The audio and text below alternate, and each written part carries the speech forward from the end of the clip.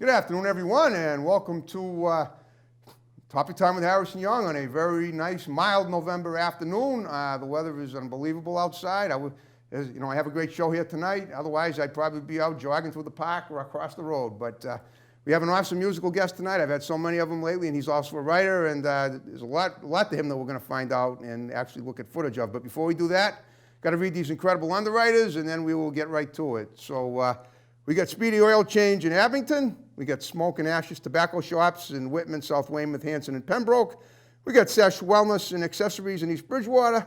We got Lynch's Auto Cycle Truck and Towing Service in Brockton. They have two numbers, one for towing, one for projects. We got A1's Tire and Auto Center Incorporated in Brockton. We got John's Greenhouses and Florist Shop in Brockton. We got Brighton Tire Service in Brockton. We got Easton Fitness in Northeastern right here in the Village Shops. We got Doggy Boutique, All Breed Professional Grooming in Brockton, run by my great next door neighbor, Debbie Siddell. We've got UBG Airsoft and Laser Tag in Bridgewater. We got Team Martini and Sun Floor Covering in Abington. No job is too big or too small. We got Shovel Shop Spirits right here in Northeastern, and we got MDI Auto Brokers and Repair in Whitman, home of the fully certified used car. I want to thank you guys very much. And now on that note, I'll introduce this young man here. This is Mach Bell. He's a performer. When I said he was involved in some great music, we got footage of it. It is because he's one of three musical guests I've had that have performed with the iconic Joe Perry of Aerosmith and Joe's other band, independent of Aerosmith, called the Joe Perry Project. You guys may remember I had Charlie Farron on a couple of years ago, and then many years before that I had David Hull on. For two very well-known musicians now. But the difference between he and they is that he wrote a book about it, a very beautiful glossy book with lots of photographs, and we're going to look at those tonight. He's got one book and one magazine, and we're going to talk about that. But first, I want to thank you, Mac, for coming in and being on Topic Time with me. Well, thank you, Harrison. Dreams come true. They're coming true right now, my friend. Yeah. Okay. All right. Well, so what I do, we talked about getting you on not too long ago, and you jumped at the chance, and so did I. So what I do with all my guests, I know you're part of the famous loop of the Boston musicians, but I break down everybody's situation individually. So what I want to do is find out about you as a young guy. Where did you grow up, and how did it lead to what you're doing now? And then we'll break it down further and bring it to the present day and then the future. So start with that, if you would, please. Well, I was born in Ohio. Okay. But I moved here to Massachusetts. The second of the three guests in a row that were actually. It's a hotbed. It is. But I moved here when I was a little baby. Okay. And I didn't know. My parents found out, and they followed me here. When you say moved here, you mean Boston? Holliston. Oh, great town. That's the antique store capital of Massachusetts. You can see like two antique stores in every corner in that downtown. It was a good town to grow up in. Yep. And I was a kid, and I started at the bottom. I was a cello player as a child when I was 10. Okay. Played the cello. And why do you say starting at the bottom? There's nothing. If you played in a symphony orchestra, you'd be one of the main instruments in there. That's right. Players. But at 10, I wasn't with the symphony orchestra. I was just starting out on an instrument. I'm just saying, my musical career. Okay. I didn't start out, hanging out, smoking cigars with Steven Tyler, course. Most people didn't either. Well, Tyler was probably a kid himself at the time. Okay. I played the cello, and I was a shy, withdrawn kid. Okay. And not too popular in school. Okay. And but I worked on my cello, and I played in the school orchestra. But around the time I was 13 years old is when this whole incredible rock music thing was happening with the Beatles, the Rolling Stones, the Animals, the Young Rascals. Talking about the mid-'60s? Yeah, mid-'60s. You don't have to give your age away. I was living through those times too. No, I'm young. I'm 10 years younger than Mick Jagger. Okay, well that makes you about 10 years older than me. No, you're not that much older than me. I'm only kidding. Anyway, it was in that period of, I guess a couple things happened. The rock and roll was enveloping us all, Beatlemania and British invasion and American stuff too. Yep. And I was old enough now that my school orchestra had morphed into the school marching band, and it was more about the band members were more about playing the rah-rah songs for the football and the sports. Well, were you in the band? Well, I wasn't really in the band anymore because I was a cellist, and I couldn't march. And they Well, didn't. what do you mean anymore? Were you ever in the band in high school? So I was never in the band. You never were. Okay, got I it. moved. That's when I couldn't be in the band in high school, so I started my own band with the kids on my street. Well, that's pretty good for a guy that wasn't popular. How'd you manage that? Well, just because I could play a little bit of guitar. Okay. You know, from the cello, I moved to a string instrument, and Well, the cello is too, but you're talking a strumming string instrument. and a cello doesn't have frets, so Doesn't have what? frets. Frets? What's that? The little things that go across the neck that tell you where your fingers should go. Oh, okay. You know, a violin or a cello, it's just a neck with no markings on it. Okay. Whereas a guitar has these little Oh, I see what you're saying. little picket fence I that took goes piano up and lessons down. for 7 years, and I never knew what that was called. Okay. Yeah, piano, like you hit a key and it sounds musical. Right. On a cello or a violin, you can't find a C or a D Oh, necessarily. I see what you're saying. Oh, okay. Never thought of that. Yeah, it's very it's fluid. all inbred. The instinct of okay. All right. So you started playing the guitar. And how old were you when you formed this band with your friends? 13, 14, Wow. And how many kids in the band? 3, 4. Oh, cool. You know, it would be a revolving door, and Well, we'd tell me get about to- Tell me about the kids. What did they play? What was the vocals were like? What was that about? Did you have groupies? What's all that cool stuff? you let me know. Let's break it down further. The groupies. Of course we had the groupies. We had a really good drummer, Harrison. That's the core. If you're going to have a rock band, if you got a good drummer, and I had one up the street, Okay. that's 50% of the battle. Got it. Because the kids are out dancing, the Yep. groupies are happy, everything's good. And then, you know, and I'm like working on my guitar part, but I've got a good drummer to hang my hat on. Okay. So what they had back then were battle of the bands. I know. They still have them. Down the town tennis courts, you know, and all the bands would come together, and we'd all do our versions of. Every band did the same songs. Well, back then. okay. So basically, they were all cover stuff, right? Yeah. Okay. I understand. Yeah. I mean, this is before Idol and all the other, this right? is back, okay. yeah, you won't even know these songs. We did songs by the Young Rascals, you know, Midnight Hour, I Gloria, know Midnight Hour. I'm old enough for that. You Hang kidding me? On Sloopy. Yeah, I know. Hang on, Sloopy. Sure. You know, those tunes. And we McCoys. all... No, there you go. I know. Rick Derringer and the I'm McCoys. I'm a 61 dude. I've been around too a few times. You look young. Well, don't that's we your all? last name. Well, anyway. Music keeps us young. That's why. Whether we listen to it or play it, and I've done both, and you've done both. But go on. So, and back then you had the Battle of the Bands. Okay. You had the youth centers. Yep. And you had these teen centers we'd play at. And, Okay. And that's where I first saw the band Aerosmith play. Okay, yeah. In '71, playing Wow. at a youth center up the street. Okay. And they kind of put me back on my heels because they were, I don't know, it'd be like if you're playing the hoops, you know, shooting baskets down at the park, and all of a sudden young Michael Jordan shows up and he's playing. Yeah. Even as a kid, you're going, whoa. Yeah, I know. You're in awe of what you're seeing. I get it. And Because- hearing in this case too. Because, you know, with music, you're kind of born with it. If you're not totally born with it, you can craft your skill and get better at it. But other guys just, they're born with it. That's true. And you could tell with Stephen and Joe in Aerosmith that they changed the game for the local area. Yep. So anyway, Where did you see them perform all these years ago? it Was it like, I mean, was it a small venue, or was it a big? I mean, this is before they really took off. before? Yeah, I mean, they were starting out. I mean, Yeah. their careers were picking up.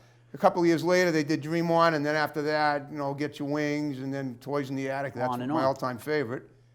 Yeah, this was a couple years before they got their first recording Right.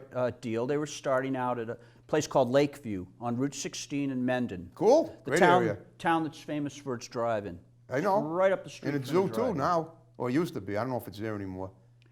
So anyway, it was at that time that I switched from playing guitar to becoming a singer. Okay. Guitarists were all over the land, Harrison. Okay. Everybody had their guitar. There was a few drummers and there were some bass players. There were no singers. Okay. You know, there was the girl that sang in the chorus who had a beautiful voice, or the guy sang in the choir, or somebody who thought he could be a singer, but I'd been playing in bands long enough to kind of know the band way of doing things, and being a guitarist, I knew how songs are put together, so I could talk to the other musicians. I wasn't just some vocalist coming in. True. Anyway, I said, this is a spot because I'm no Steven Tyler, but I could be second best to Steven Tyler, I think. Okay. And so I started to do that. All right. Next thing you know, Aerosmith is taking off, getting Right. signed. Yep. I'm in a band called Thunder Train now. Okay. Local guys. Yep. All the schools, all the colleges are going to the agents saying, we want to get Aerosmith. We want to get them for the $500 we got them for last year. And the agents are going, sorry, they're playing at the Orpheum now. They're getting more money and they're signed, but we got Thunder Train. Wow. They're the next best thing. So we had the same agents who had been working with Aerosmith at the lower level. Wow. We had, some of the guys in management, and we had a lot of Aerosmith people surrounding Thunder Train. Right. Now, I didn't want to be known as a second-rate Aerosmith, and I was also, being a singer and a rocker and a performer, I was jealous of their success. Okay, of course. But when you're jealous, the best way to lose the jealousy is to emulate it and then exceed it. At this age, Or at least entwine yourself with what they've got going on, and which is exactly what you did. yeah, I get what you're saying, and I understand it more than I'm a mature adult. Okay. But as young cowboy Mach, I was jealous and I was mad and I wanted to compete. So Okay. Aerosmith was a dirty word all of a sudden around me. After they had inspired me, Right. they inspired me, but now I was like, oh no, Thunder Train. Anyway, Thunder Train does their thing for the next many years. Okay. And 5 years. And we're having pretty good success. Signed a small record deal. Cool. Playing in New York, Canada, blah, blah, blah. Then the band ended around the same time that Joe Perry left Aerosmith. Okay. Now tell me about Joe Perry leaving Aerosmith. Did he leave it? And he's still with them now. So he left for a small hiatus for something, and then came back. What was that about? A small 5-year hiatus. 5-year hiatus. Okay. Joe was in exile from his band Aerosmith. Okay. He doesn't get along with his singer Steven Tyler all that well. Right. That's what the song "Sweet Emotion" was about. So I That's hear. what they say. Yep. So there was a problem there. So suddenly Joe is out, Yep. and he's forming the Joe Perry Project. Cool. And I'm out of Thunder Train. Why? Well, Thunder Train ran its course 5 years. Okay. And people, we'd get to the point where we were going to get signed, hopefully, and the labels say, 5 guys playing hard rock, high energy, sexy show. We already have Aerosmith. We don't need you guys. Yeah. So. But what an opportunity to meld for you. So this was at the point where I said, okay, I've been rocking long enough. I'm going to be a straight guy. I'm going to work. I went to work for my dad's business in Wellesley, Mass. Okay. And I was downstairs working, fixing record players. He's in the audio business. Okay.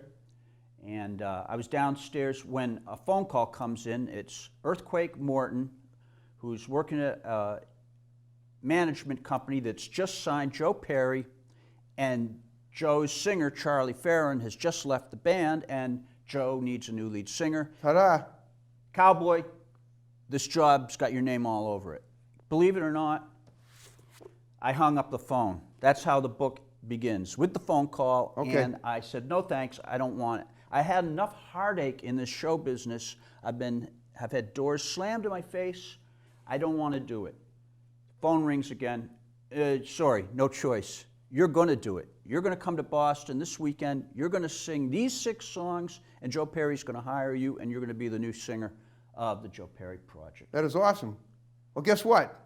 We're actually going to take that. We're going to take that information. We're going to present it as some footage of you performing with Mr. Joe Perry and his band, because it's time for that, as we planned at the beginning of the show.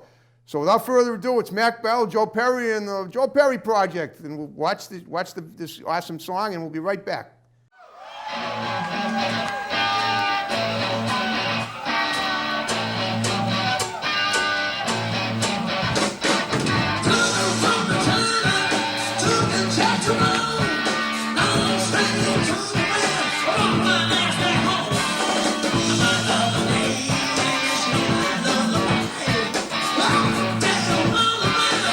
Let's do it twice. Once around,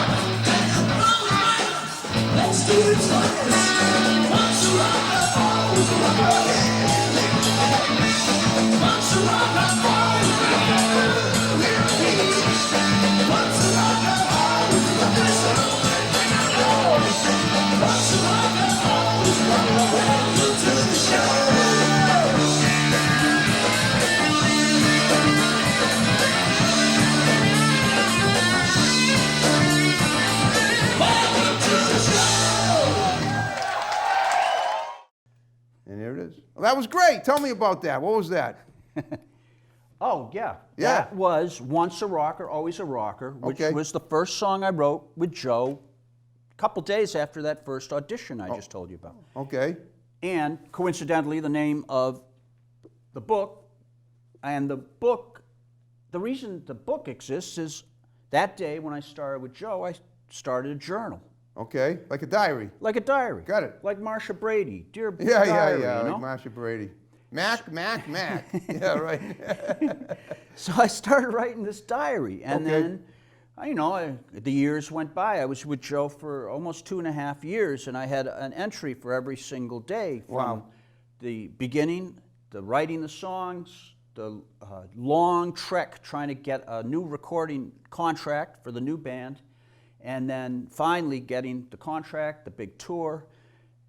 Things were going up, up, up, up. And then Joe decided to quit the band and go back to Aerosmith. Okay, but the fact that you were with him is pretty. Now, so you just played with Perry, but not Farron and Hunt and David either, or how did that go over the years?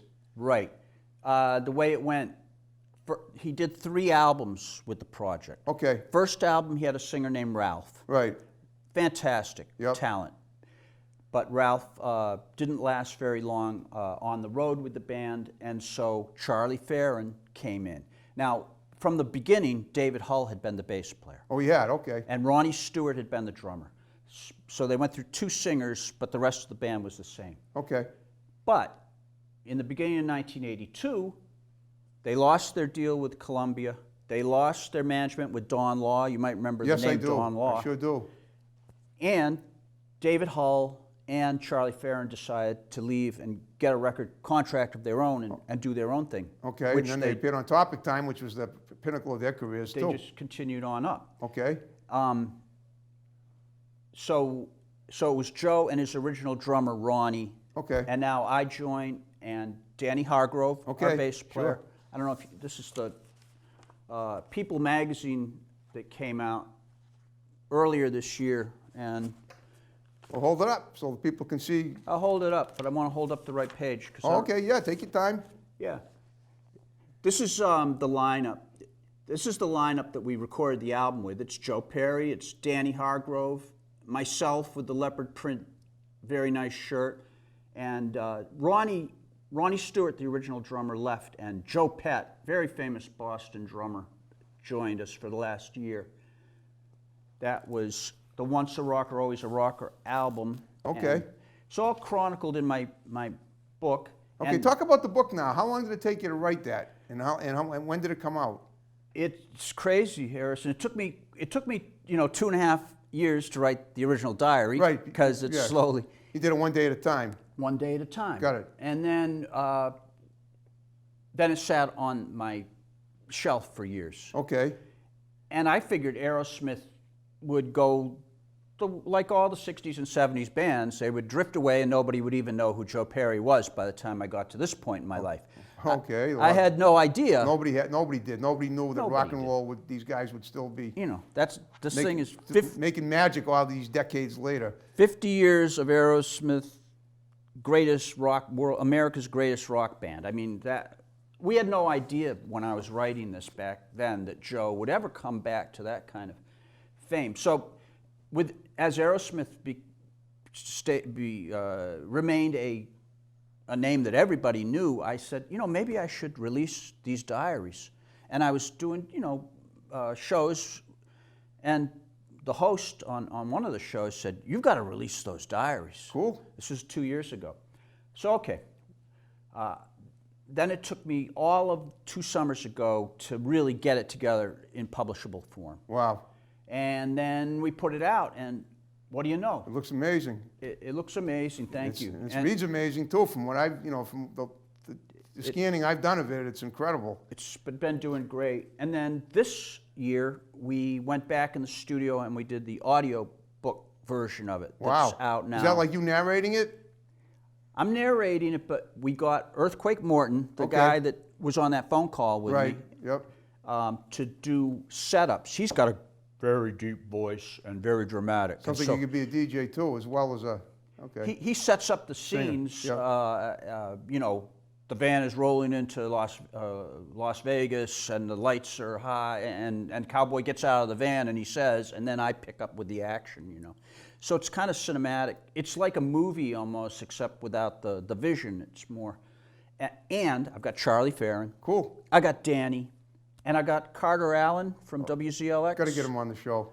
Oh yeah, he'd be a great guest. You sure would. They're all on the audio book too. It's like a 12-hour audio book, and yeah, if you're road tripping and want to go into a time machine back to 1983, 84, because I'm talking about all the chicken McNuggets have just come out. It's a new thing. As a vegan, I don't really care, but I know what you're saying.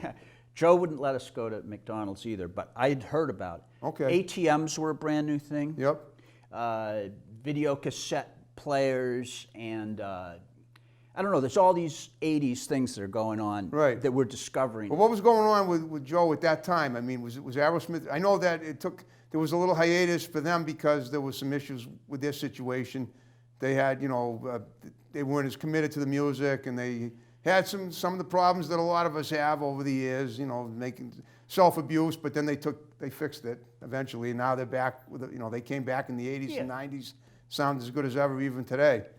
Steven actually kept the band going without Joe and without Brad, and got two new guitarists. Okay. Who were excellent, and they did an album and they continued on, but it wasn't, the stew was missing the original ingredients. Okay. And so it was different.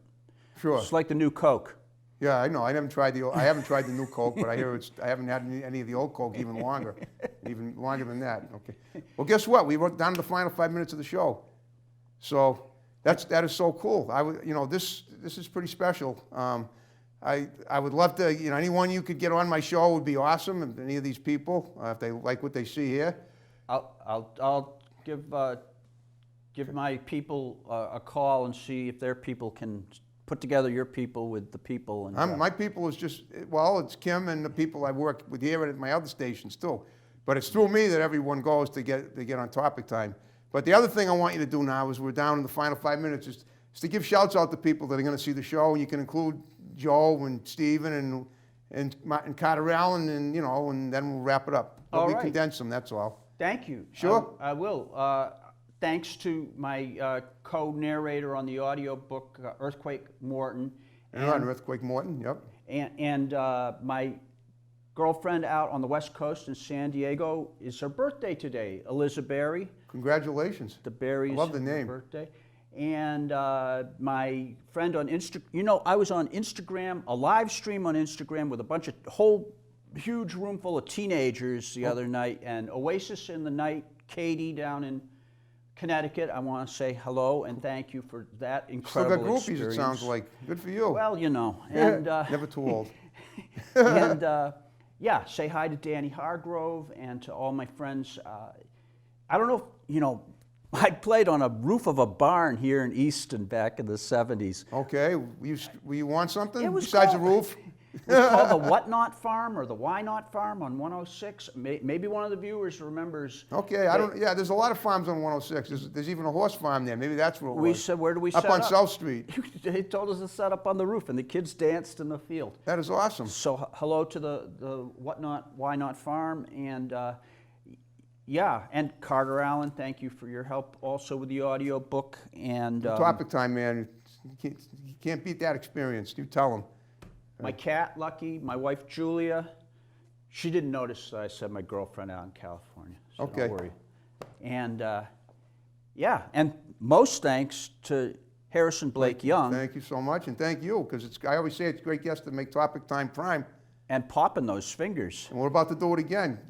You did a great job with me tonight, and you ready to wrap it up as we started it? I'm going to check this out. Okay, thanks folks for watching Topic Time. More legendary episodes to follow. See you next time. Take care.